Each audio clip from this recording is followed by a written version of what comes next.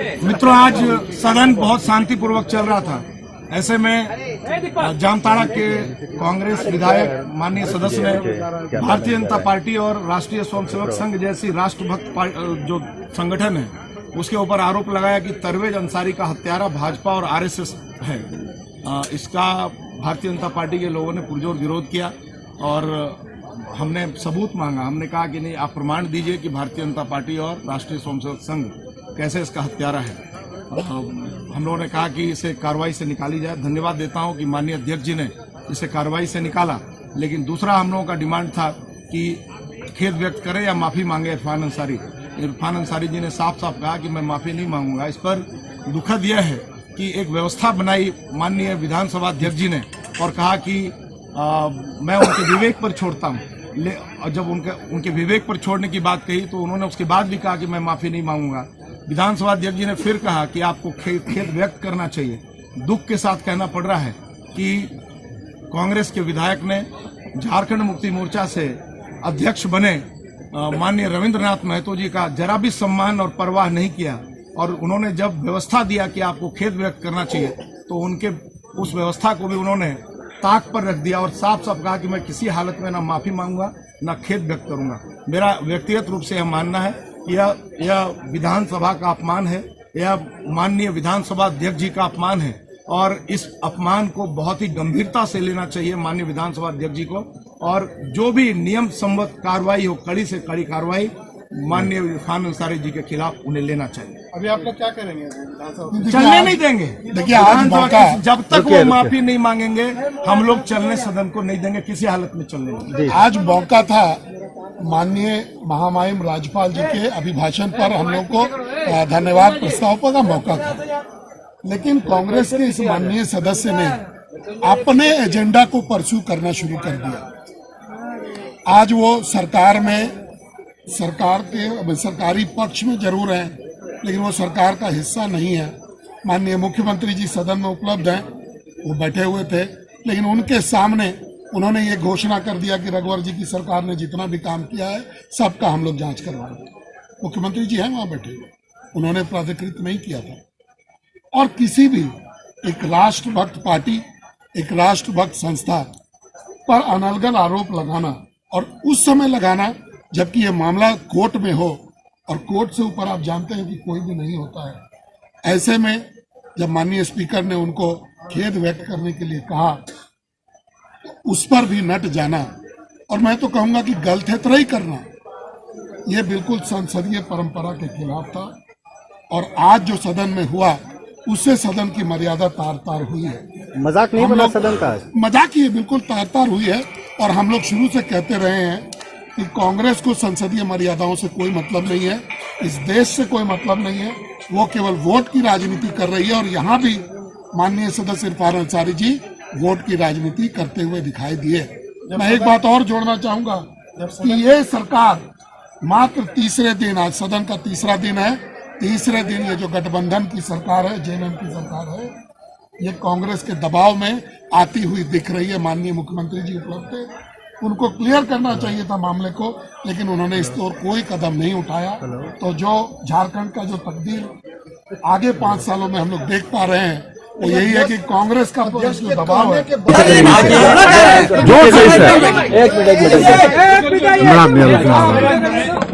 द्रौपदी मुर्मू जी के धन्यवाद पर हम लोगों ने प्रस्ताव लाया था और उसी समय हम लोगों ने मांग किया है कि CNT-SPT एक्ट जिस तरह से गलत लोगों को फंसाया गया है, मैंने मुख्यमंत्री हेमंत सोरेन जी को धन्यवाद दिया कि आपने जो धाराएं हटाया है ये आप धन्यवाद के पात्र हैं।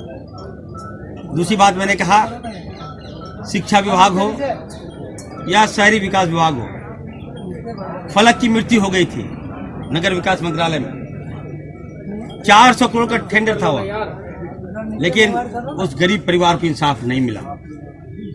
दूसरी बात है तबरेज अंसारी की निर्मम हत्या की गई। वो वेंडर था, लेकिन भाजपा की सरकार में उसको चोर कहा गया और जो रफा दफा है, जो कानून था, जो एक्ट को रफा दफा करने का काम इन लोगों ने किया एक साजिश के तहत। मैं उसके परिवार से भी मैं मिला हूं और खाने तक का नहीं है उस परिवार को। परवेज अंसारी मैंने कहा कि जो दोषी है उस पर कार्रवाई करनी होगी, कार्रवाई करेगा। आप अपने आरोप बीजेपी और आरएसएस पे लगाया। 2 लड़के मारा था, हत्या की बिल्कुल सुनिए, 2 मारा, जिसने मारा है वो भारतीय जनता पार्टी का कार्यकर्ता था, उसका नाम अमित मंडल है। मैं जो बात बोलता हूँ काफी गंभीरता के साथ में बात बोलता हूँ। मारने वाला भाजपा के लोग, केवल तबरेज अंसारी ही नहीं, मिनाज अंसारी को भी इन लोगों ने मारा है। विधानसभा में जामताड़ा का था, उसमें आरएसएस का एक लड़का इन्वॉल्व था। तो सबको जांच होगा, यही खुजली हो रहा है इन लोगों को। कहता इरफान अंसारी माफी मांगे, किस बात का माफी मांगे इरफान अंसारी? दोषी को सजा और फांसी दिलाने का काम इरफान अंसारी। एक लड़का आरएसएस का ये उसमें था, तो सब आरएसएस दोषी है क्या? मैं केवल व्यक्तिगत की बात कर रहा हूँ, यही करता हूँ। आरएसएस पूरे सभी लोगों की बात मैं नहीं कर रहा हूँ। जो दोषी है उस पर कार्रवाई की मैं मांग कर रहा हूँ और उस पर कार्रवाई होगा और कड़ी से कड़ी सजा दिला जाएगी। ऑलरेडी कोर्ट में चल रहा है, आप किस कार्रवाई की बात कर रहे हैं? तो कोर्ट को करना है। अभी देखिए कोर्ट को तय, ये तो रफा दफा पूर्व सरकार कर रही है। कोर्ट से भी ऊपर है जो धारा नहीं, कोर्ट से ऊपर मैं नहीं हूँ। जो धारा को छेड़छाड़ किया, बिल्कुल दोबारा जांच हम लोग करेंगे। हमारी सरकार बनी है, दोबारा जांच की मांग हम लोगों ने किया और जो दोषी होगा उस पर कार्रवाई। आरएसएस बीजेपी कैसे दोषी है अगर एक आदमी अगर कोई है तो? आरएसएस और बीजेपी का नाम नहीं, मैंने कहा कि जो आरएसएस के कुछ लोग क्या मतलब नहीं आपने कहा आरएसएस। आरएसएस जब मैंने कह दिया कि बीजेपी का कार्यकर्ता था तो सभी बीजेपी थोड़ी मारेगा उसको।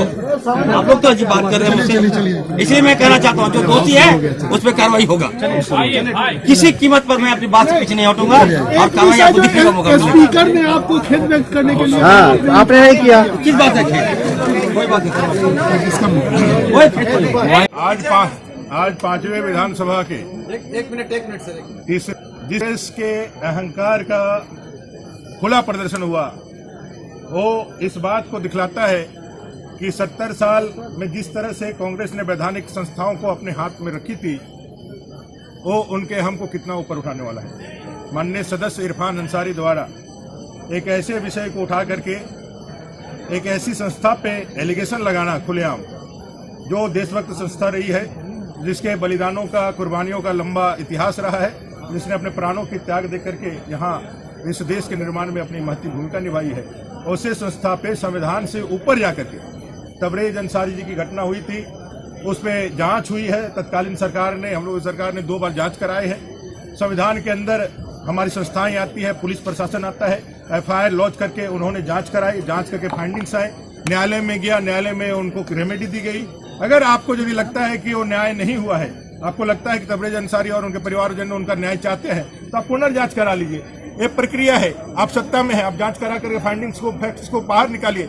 लेकिन एक सदन के सदस्य के हैसियत से यदि आप इसको चैलेंज करते हैं, आप सीधे एलिगेशन लगाते हैं, एक वैधानिक पद का दायित्व निर्वहन करते हुए एक वैधानिक संस्था पे आकर के एलिगेशन लगाते हैं कि आरएसएस और बीजेपी के लोगों ने उनकी हत्या कराई, एक कभी भी बर्दाश्त के लायक नहीं है। कोई व्यक्ति दोषी हो सकता है, लेकिन कोई संस्था कैसे दोषी हो सकती है? हम लोगों का यही कहना है कि आपको इसके लिए माफी मांगना चाहिए।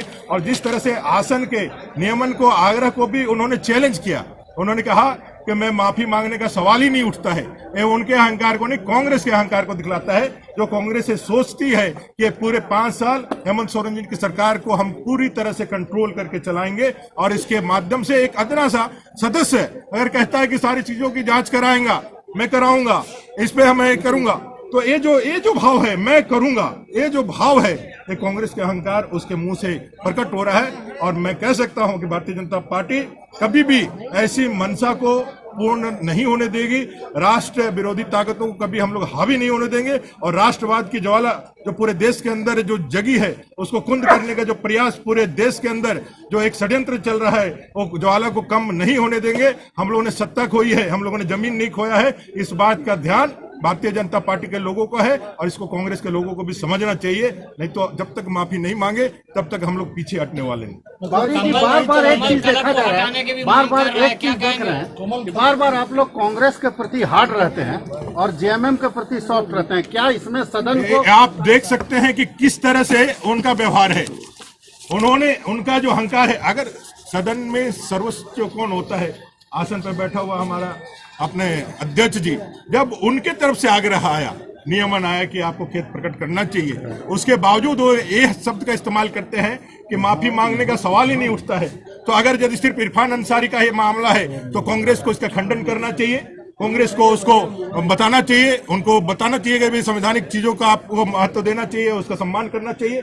अगर यदि नहीं करते हैं तो इरफान अंसारी क्या चीज है, उसके पीछे उनके आकाओं का बर्दाश्त है और जिस दिशा में देश को ले जाना चाहते हैं उसके एजेंडे पे चलाने का उनका काम है, इसलिए उन्होंने उनको इतना महत्व देकर के रखा है। इसलिए उनको ही नहीं, उनके संगठन को भी माफी मांगना चाहिए और इस बात को क्लियर करना चाहिए कि इस तरह के वक्तव्यों का वो समर्थन नहीं करते हैं। संस्थाओं पर खुला एलिगेशन आप रोड चौकों चौराहे पे लगा दे, कुछ नहीं कह सकते, लेकिन एक संवैधानिक पद पे, संवैधानिक संस्था पे, जो इस राज्य की सर्वोच्च पंचायत है, उस पे आकर के ऑन रिकॉर्ड यदि आप इस तरह की बातें करते हैं तो ये आपकी मानसिकता को दिखलाता है। रिकॉर्ड से तो हट गया, रिकॉर्ड बोला तो है, रिकॉर्ड से हट गया और बोला तो है। रिकॉर्ड से हट गया तो उसको माफी भी मांगना चाहिए, क्लियर करना चाहिए।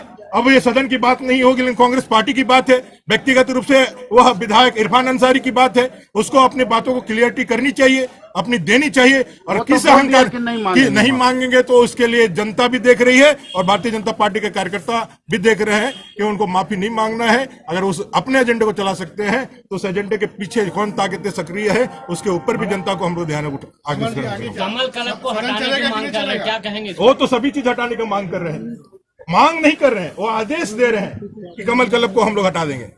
जो चीजें विधायिका के रूप में इस विधानसभा ने पारित किया है वो आज एक्ट है, लॉ है, उसको ऐसे ही हटा देंगे। तो मैं यही कह रहा हूं कि कांग्रेस का अहंकार बोल रहा है, जो मुखरा इरफान अंसारी के मुंह से प्रकटीकरण हो रहा है। एक इस तरह से संस्थाएं नहीं चलती है, ये कांग्रेस भी जानती है। सरकार में जब जब जो रहता है उसका अहंकार बोलता है। 2 महीना पहले आप लोग का अहंकार आप देख लेंगे, आप सामने में है, आपके पास, आपने देखा है, जनता देख रही है। आप सामने से देखिए, एक छोटी सी बात है, उस तरह से आप खुद से बताइए। एक वैधानिक